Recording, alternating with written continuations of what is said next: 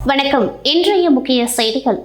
தேர்தல் பிரச்சாரத்திற்காக புதுச்சேரிக்கு வருகை புரிந்த பாரதிய ஜனதா கட்சியின் தேசிய தலைவர் ஜெயபிரகாஷ் நட்டா அவர்களை பாரதிய ஜனதா கட்சியின் கல்வியாளர் பிரிவின் நகர மாவட்ட தலைவர் விசிசி நாகராஜன் அவர்கள் வரவேற்றார். நாடாளுமன்ற தேர்தலுக்கு இன்னும் ஒரு சில தினங்களே உள்ள நிலையில் பல்வேறு அரசியல் கட்சியினர் புதுச்சேரிக்கு வருகை புரிந்து தேர்தல் பரப்புரை பிரச்சாரத்தில் ஈடுபட்டு வருகின்றனர். இந்நிலையில் புதுச்சேரியில் பாரதிய ஜனதா கட்சி சார்பில் போட்டியிடும் வேட்பாளர் திரு நமச்சிவாயத்திற்கு ஆதரவாக பிரச்சாரம் செய்ய பாரதிய ஜனதா கட்சியின் தேசிய தலைவர் ஜெயபிரகாஷ் நட்டா அவர்கள் புதுச்சேரிக்கு வருகை புரிந்தார். அவரை வரவேற்கும் விதமாக பாரதிய ஜனதா கட்சியின் கல்வியாளர் பிரிவின் நகர மாவட்ட தலைவர் திரு விசிசி நாகராஜன் மற்றும் புதுச்சேரி மாநில பாரதிய ஜனதா கட்சியின் முன்னாள் துணைத் தலைவர் திரு செல்வம் ஆகியோர் தலைமையில் 100க்கும் மேற்பட்டோர் ஊர்வலமாக சென்று பாரதிய ஜனதா கட்சியின் தேசிய தலைவர் ஜெயபிரகாஷ் நட்டாவை வரவேற்றனர். இந்நிகழ்வின் போது திரளான பாரதிய ஜனதா கட்சி தொண்டர்கள், நிர்வாகிகள், தொகுதி பொறுப்பாளர்கள் மற்றும் பகுதி பொதுமக்கள் உடனிருந்தனர். புதுச்சேரி நாடாளுமன்ற தொகுதி அதிமுக வேட்பாளர் தமிழ்வேந்தன் காரைக்காலில் வாக்கு சேகரிப்பு. புதுச்சேரி மாநிலத்தில் உள்ள நாடாளுமன்ற தொகுதிக்கான பொதுத் தேர்தல் வரும் 19ஆம் தேதி நடைபெற உள்ளது. இதனையொட்டி அனைத்திந்திய அண்ணா திராவிட முன்னேற்ற கழகம் சார்பில் புதுச்சேரி நாடாளுமன்ற தேர்தலில் போட்டியிடும் வேட்பாளர் தமிழ்வேந்தனுக்கு ஆதரவாக புதுச்சேரி மாநிலம் முழுவதும் அதிமுக கூட்டணி கட்சியினர் வாக்கு சேகரித்து வருகின்றனர். புதுச்சேரி நாடாளுமன்ற தொகுதியின் ஒரு பகுதியாக உள்ள காரைக்கால் மாவட்டத்தில் வாக்கு சேகரிக்க புதுச்சேரி மாநில கழக செயலாளர் அன்பழகன், கழகத்தின் வெற்றி வேட்பாளர் தமிழ்வேந்தன், மாவட்ட கழக செயலாளர் எம்.வி. ஓமலிங்கம், தேமுதிக பொறுப்பாளர்கள், SDPI கட்சி பொறுப்பாளர்கள் உள்ளிட்ட அதிமுக கூட்டணி கட்சியினர் இன்று காரைக்காலில் பிரச்சாரம் மேற்கொண்டனர்.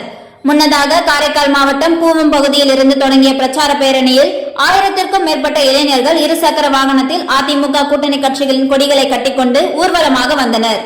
அதிமுக வேட்பாளர் தமிழ்வேந்தனுக்கு காரைக்கால் மாவட்டம் முழுவதும் அமோக வரவேற்பு அளிக்கப்பட்டது.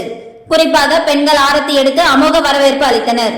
பரப்புரையில் பேசிய வேட்பாளர் தமிழ்வேந்தன் புதுச்சேரி மாநிலத்தில் கஞ்சா பழக்கத்தை ஒழிப்பேன் என உத்தரவாதம் அளித்தார். அது காரைக்கால் மக்கள் மத்தியில் பெரும் வரவேற்பை பெற்றது. காரைக்கால் மாவட்டத்தில் உள்ள 3 தொகுதிகளில் நடைபெற்ற பிரச்சார கூட்டத்தில் ஏராளமானோர் பங்கேற்று வரவேற்பு அளித்தனர். காரைக்கால் அருகே அரசு ஆம்புலன்ஸ் வர தாமதம் ஏற்பட்டதால் இளைஞர் உயிரிழப்பு. ஆத்திரமடைந்த உறவினர்கள் மருத்துவமனை முன்பு உயிரிழந்த இளைஞரின் உடலை வைத்துக் கொண்டு சாலை மறியல் போராட்டம். காரைக்கால் அடுத்த திருப்பட்டினம் போலகம் பகுதியைச் சேர்ந்த அஜித்குமார் என்ற இளைஞர் நேற்று இரவு இருசக்கர வாகனத்தில் திருப்பட்டினம் நாகப்பட்டினம் நெடுஞ்சாலையில் சென்று கொண்டிருந்த போது எதிர்பாராத விதமாக எதிரே வந்த கனரக வாகனத்தின் முன்பகுதியில் மோதி அஜித்குமார் உயிருக்கு போராடி கொண்டிருந்தார். இதனை அடுத்து காரைக்கால் அரசு மருத்துவமனைக்கு தகவல் தெரிவித்தும் 1 மணி நேரத்திற்கு மேலாக ஆம்புலன்ஸ் வராததால் உறவினர்கள் உயிருக்கு போராடி கொண்டிருந்த அஜித்குமார் உடலை இருசக்கர வாகனத்தில் எடுத்துக்கொண்டு காரைக்கால் அரசு பொது மருத்துவமனைக்கு கொண்டு வந்தனர். ஆனால் அவர் வரும் வழியிலேயே உயிரிழந்ததால் ஆத்திரமடைந்த உறவினர்கள் மருத்துவமனையில் உள்ள அவசர சிகிச்சை பிரிவை தாக்கி அங்குள்ள கண்ணாடியை உடைத்து உயிரிழந்த இளைஞரின் உடலை எடுத்து வந்து அரசு மருத்துவமனை முன்பு 3 மணி நேரத்திற்கு மேலாக சாலை மறியல் போராட்டத்தில் ஈடுபட்டு வருகின்றனர். இதனையடுத்து சம்பவ இடத்திற்கு வந்த போலீசார் சாலை மறியல் போராட்டத்தில் ஈடுபட்டுள்ள பேச்சுவார்த்தையில் ஈடுபட்டனர். ஆனால் பேச்சுவார்த்தை நடத்தியும் அவர்கள் கலைந்து செல்லாததால் உறவினர்கள் மற்றும் போலீசாருக்கும் இடையே உயிரிழந்த இளைஞரின் உடலை வைத்துக் கொண்டு தள்ளுமுள்ளு ஏற்பட்டது. இதனைத் தொடர்ந்து சம்பவ இடத்திற்கு வந்த தொகுதி சட்டமன்ற உறுப்பினர் நாக தியாகராஜன் மற்றும் துணை ஆட்சியர் ஜான்சன் நடத்திய பேச்சுவார்த்தை அடுத்து அவர்கள் அங்கிருந்து கலைந்து சென்றனர். புதுச்சேரி அரசு மருத்துவமனை மருத்துவரை குடிபோதையில் கத்தியால் குத்திய நபரால் பரபரப்பு. மேலும் பாதுகாப்பு வழங்க கோரி சுமார் 1 மணி நேரத்திற்கும் மேலாக மருத்துவர்கள் பணியை புறக்கணித்ததால் நோயாளிகள் சிகிச்சை பெற முடியாமல் அவதியடைந்து திரும்பச் சென்றனர். புதுச்சேரி பாவாணர் நகரைச் சேர்ந்தவர் வினோத்குமார். இவரது மகன் மகேஷ் கடந்த 12ஆம் தேதி நடந்த மோட்டார் சைக்கிள் விபத்தில் சிக்கி படுகாயமடைந்தார். இதற்காக அரசு மருத்துவமனையில் தீவிர சிகிச்சை பிரிவில் அனுமதிக்கப்பட்டு சிகிச்சை பெற்று வரும் தனது மகனை பார்ப்பதற்காக வினோத்குமார் இரவு அரசு மருத்துவமனைக்கு குடிபோதையில் சென்றுள்ளார். இதனை தட்டி கேட்ட அவரது மனைவியையும் சகோதரியையும் அவர் தாக்கியதாக கூறப்படுகிறது. அப்போது அங்கிருந்த மருத்துவர்கள், மருத்துவமனை ஊழியர்கள் அவரை அங்கிருந்து வெளியேற்றினர். குடிபோதையில் வெளியே வந்த அவர் ஆத்திரத்தில் கையில் கத்தியை வைத்துக் கொண்டு நின்றிருந்தார்.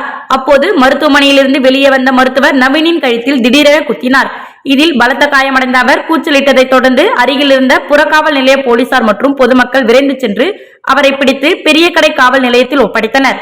பின்னர் மருத்துவர் நவீனை மீட்டு சிகிச்சைக்காக அரசு மருத்துவமனையில் அனுமதிக்கப்பட்டு சிகிச்சை பெற்று வருகிறார். இதனிடையே அரசு பொது மருத்துவமனை மருத்துவர்கள் தங்களின் உயிருக்கு பாதுகாப்பு அளிக்க கோரியும் உரிய பாதுகாப்பு வழங்க கோரியும் சுமார் 1 மணி நேரம் பணியை புறக்கணித்து போராட்டம் நடத்தினர். இதனால் சிகிச்சை பெற வந்த நோயாளிகள் மருத்துவம் பார்க்காமல் திரும்பிச் சென்றனர்.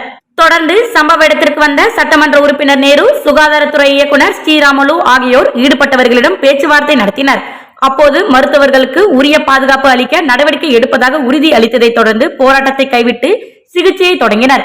இதனால் அரசு மருத்துவமனை வளாகத்தில் பரபரப்பு ஏற்பட்டது. புதுச்சேரி முதலமைச்சரை பார்த்து பரிதாபப்படுவதாகவும் முதல்வர் ரங்கசாமியை செயல்படுத்த விடாமல் மோடி அரசு கைக்குள் போட்டுக்கொண்டு அவரை தலையாட்டி பொம்மை போல் வைத்துள்ளதாக காங்கிரஸ் கட்சியின் தேசிய தலைவர் மல்லிகார்ஜுன் கார்கே புதுச்சேரியில் தெரிவித்துள்ளார். புதுச்சேரி மக்களவை தொகுதியில் இந்தியா கூட்டணி கட்சி சார்பில் காங்கிரஸ் கட்சி வேட்பாளராக வைத்தியலிங்கம் போட்டியிடுகிறார்.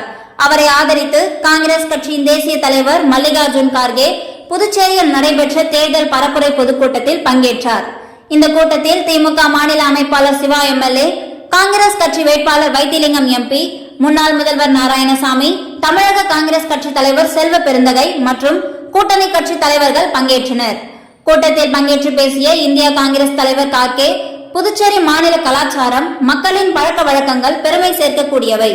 மத்தியில் இருந்த காங்கிரஸ் அரசானது புதுச்சேரிக்கு யூனியன் பிரதேசத்திற்கான அந்தஸ்தை வழங்கியது. நாம் முழுமையாக அந்த சுதந்திரத்தை அடைந்து விட்டோமா என்று தெரியவில்லை.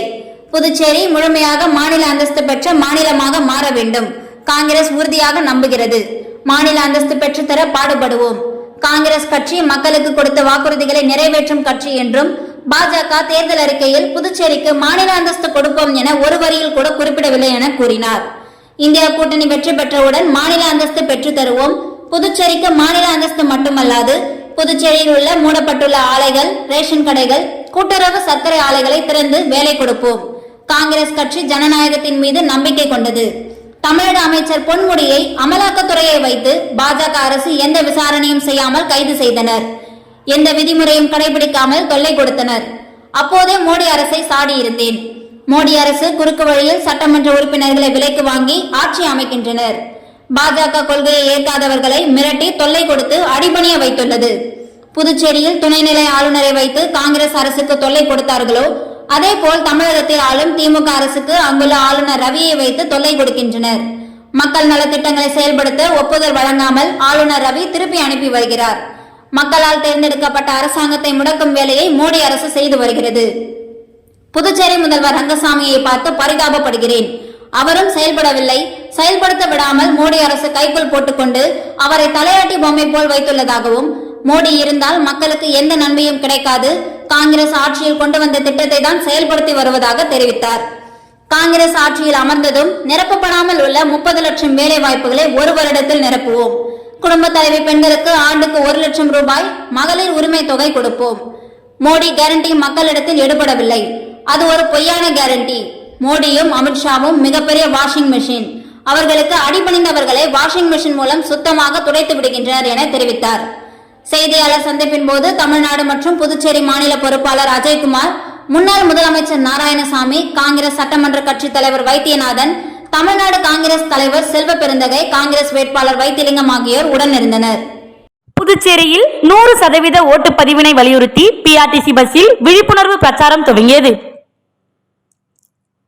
இந்திய தேர்தல் ஆணையத்தின் அறிவுறுத்தல் படி முறையான வாக்காளர் கல்வி மற்றும் தேர்தல் பங்கெடுத்தல் ஸ்வீப் என்ற திட்டத்தின் கீழ் புதுச்சேரி தேர்தல் அலுவலகம் பல விழிப்புணர்வு நிகழ்வுகளை வாக்காளர்களுக்காக நடத்தி வருகிறது. இதன் ஒரு பகுதியாக புதுச்சேரி தேர்தல் அலுவலகம் 100% ஓட்டுப்பதிவை வலியுறுத்தி வில்லுப்பாட்டு, தப்பாட்டம் உள்ளிட்ட பல்வேறு விழிப்புணர்வு நிகழ்ச்சிகளை நடத்தி வருகிறது.